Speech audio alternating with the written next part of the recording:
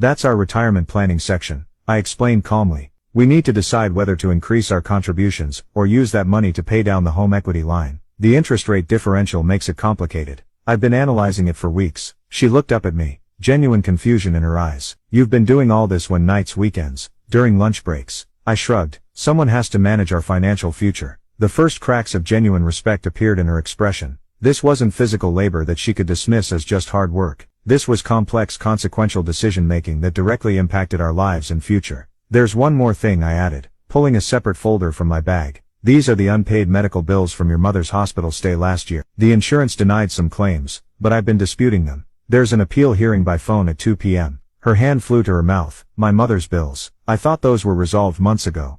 They would have been if we'd paid the $14,000 out of pocket. Instead, I've been fighting the insurance company and making minimum payments to keep it from collections. $14,000, she repeated incredulously. Why didn't you tell me? I gave her a measured look.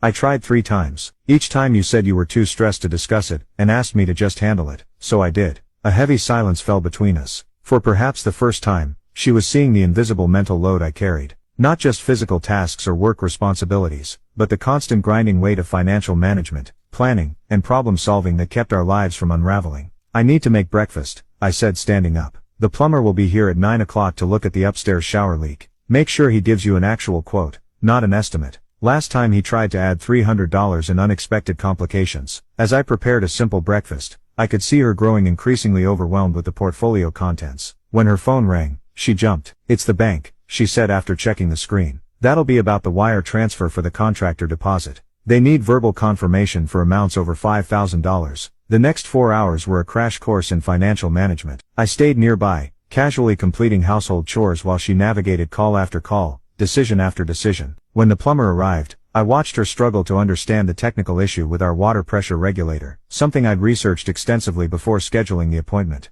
Just authorize the work, I heard her say desperately to the plumber. Whatever needs to be done. After he left, I approached her at the kitchen table where she sat surrounded by papers and sticky notes. Did he give you a firm quote? I asked. No, she admitted. He said he couldn't know the full extent until he opened the wall. I nodded knowingly. That's how they leave room for price gouging. I never authorize work without a maximum price in writing. She looked deflated, so I just made a mistake. A $1,200 mistake potentially, but it's a learning experience. The afternoon brought no relief as she dealt with the insurance appeal